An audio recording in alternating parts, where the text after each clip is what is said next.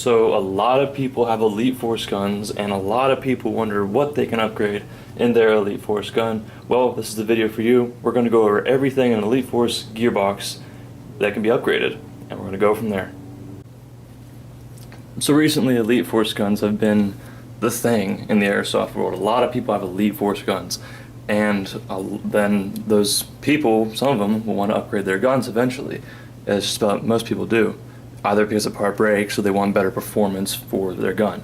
Well, like I said previously, you open up the Elite Force Gearbox and you look around, you notice a lot of things are different. And I'm talking the actual Elite Force guns manufactured by Ares, not the VFC ones. The VFC ones are, fully Tokyo Marui compatible. Nothing is different from them really. However, the Elite Force guns made by Ares are a little bit different, and we're going to go over everything inside this gearbox that can be upgraded and things that can't be. So this is going to be a more short video. We're not going to go totally in detail. I feel like some of my videos are being too long, so this one's going to be shorter. So we're going to start with the upper gearbox and go over everything up there. Okay, so pretty much everything in the upper gearbox, we're including the compression system, cylinder head, piston head, tappet plate, air nozzle, spring guide is upgradable. The only thing up here that is not upgradable is the spring guide. The spring guide is a proprietary design, and it is quick change, and that means it has no bearings on it, and it is made out of plastic with the base being made out of metal, and that's undesirable in my opinion. I would rather it be a regular spring guide that is not quick change. It's just better in my opinion, more reliable, etc., etc. If it came with bearings, that'd be fantastic, then I wouldn't have a problem. However, it doesn't, so I had to put bearings on the front of the piston head, and you have to have bearings if you're going high speed, and this is high speed. Like I said, everything else here is upgradable. We have a Prometheus spring, a SHS piston with a JG piston head, Lonex tappet plate, a VFC cylinder, a GMP cylinder head, and a Dream Army air nozzle. Everything works fantastic. Next thing up on the list is the gears, more or less the drivetrain. So all the gears are replaceable. There's no problem there. There's actually a really good amount of room, wiggle room, so Ares gears, which are made, Elite Force gears, which are made by Ares, are not tight. They just have plenty of room to shim, and I didn't have any problems. Then to just sand down bushings, and that's what I quite like about this gearbox. It seemed to work pretty well with the gears, and no problems whatsoever. I liked them, and they fit well. So yeah, you can upgrade gears to Siege Tech or SHS, Lonex, or ZCI. They all fit just fine. So the motor is completely compatible with Tokyo Marui parts. There's no problem there. I just dropped in a new motor just as usual, tuned it, and it works just great with the gear set, and there's no problems whatsoever. So yes, the motor is also upgradable, thankfully. So upon opening this gun, you're going to notice that the cutoff lever and the trigger system is completely different from the Tokyo Marui system. First being noted is that it takes advantage of a micro switch design, and just a micro switch in general, and a different style cutoff lever, which actually works very, very well, and I'm kind of liking it actually. This setup, I figured I'd get double shot and have to go with a stronger spring to compensate for the speed I was getting, but I didn't have to, and I used a standard spring for a high-speed build, and it worked just fine. I didn't get any overspin whatsoever, which was really, really cool. So these cutoff levers actually work pretty well with the micro switches. And yes, it is a micro switch, so it's a little bit better than a standard system in my opinion, especially if you wire in a MOSFET. If you wire in a MOSFET like I did here, which you can just fine, wire it like you regularly would, you get the protection of a MOSFET, the added advantages of a MOSFET, which are speed and a little bit more trigger response, and then the advantage of a micro switch, which resets the trigger quicker and it's more consistent, and you can actually spam much faster and more reliably than you can a standard system.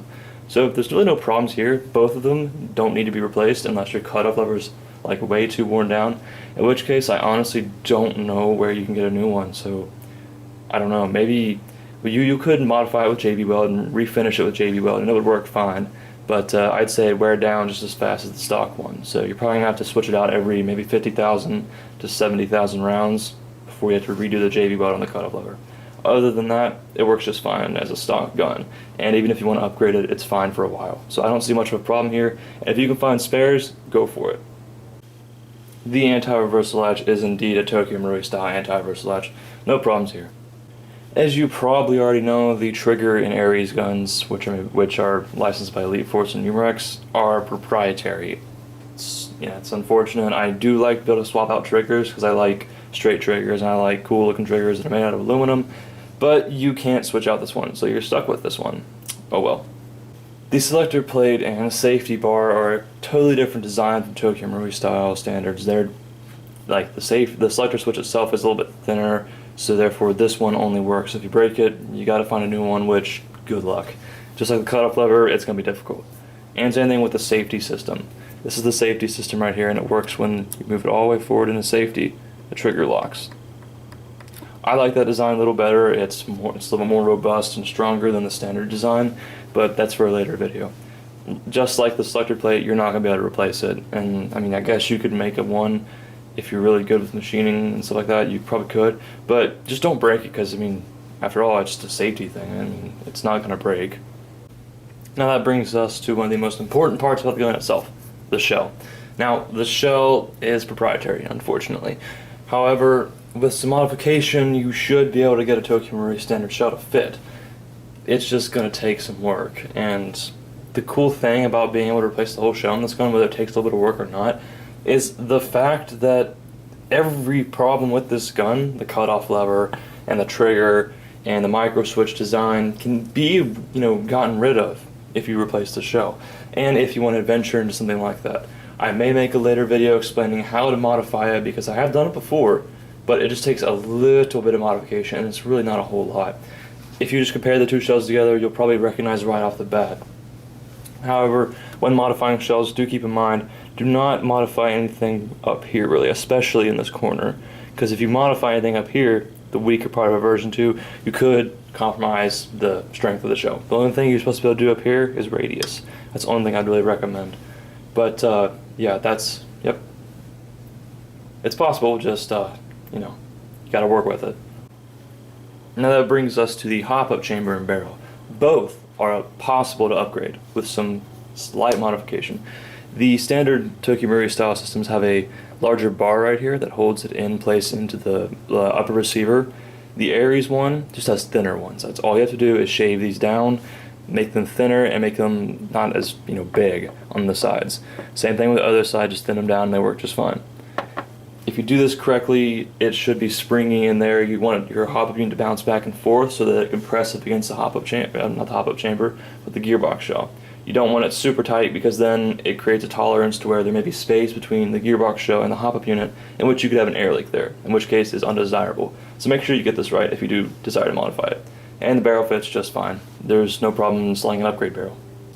Overall, the Elite Force gearbox design is just a pain half the time. It's just annoying that I can't use a bearing spring guide, or that I can't use just standard triggers and stuff like that. It's kind of annoying, especially with standard trigger systems, because that means I can't fit a Chimera FET or a Spectra FET or any drop-in FET unit that takes advantage of a new system. But this one is just kind of annoying.